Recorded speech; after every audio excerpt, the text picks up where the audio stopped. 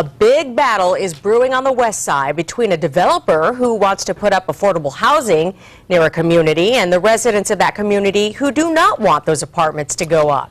News 4 Trouble Shooter Delaine Mathieu is here with the latest on all this. Delaine? Well, this is a story we've been following for quite some time. Right in the middle of this big battle is District 6 City Councilman Ray Lopez. Residents are so mad about this, they want him actually kicked out of office. We're going to have the latest on that in just a bit. But first, a very heated zoning meeting just wrapped up near downtown to talk about building what the builders call an income-qualified 140-unit apartment complex right off the Trenco Road on Richland Hills Drive on the west side. It would go up right outside the only entrance and exit to 4 subdivisions out there. And the people who live there voiced their concern today. Sir, if you look at us, they're coming straight to us. Okay, I'm just letting the public know that I don't qualify, sir. A heated meeting at the city development offices south of downtown. I am a homeowner. I pay taxes. Hear me, please. Residents of the Terra Hills subdivision are furious about the potential development of the Richland Meadows apartment complex right outside their subdivision. The opponents to this want to slam it with Section 8. Everybody knows what Section 8 is. This is not the case. Unfortunately, this was mischaracterized from the beginning. In Section 8, the tenant pays a percentage of the rent and the government pays the rest. The developers say Richland Meadows is a housing tax credit, or HTC project, where the rent is set at 15 to 20% below market price for working families. Another issue Terra residents have with the apartments, the influx of traffic they would bring to an already congested area.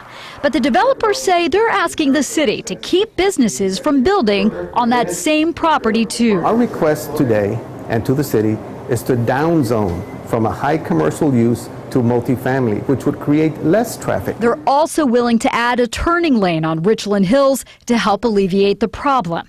But residents of Terra Hills are upset about something else too. We have no representation, basically.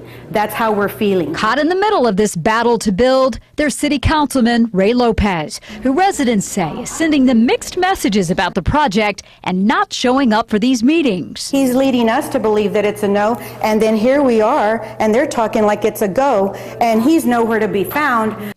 Well, the residents are so upset with Councilman Lopez. Again, they are petitioning to get him recalled from office. And late this afternoon, we caught up with him on the steps of City Hall today to ask him about how he feels about it. I wasn't aware of that, and certainly our form of government allows that to happen, and they're certainly entitled to doing that if that's what they choose to do. I would hope that we get an opportunity to continue vetting the issue, vetting the process, and let the process work. Well, Councilman Lopez told us today that he is very concerned about the increased traffic the complex could bring. He's asked the developers to do a traffic analysis study to ensure the roads will remain safe. If they don't, he says he's looking at denying the zoning request when it goes before the full council. So right now, it is a mess. We'll continue to stay on top of it, though, and we'll let you know what happens. Guys?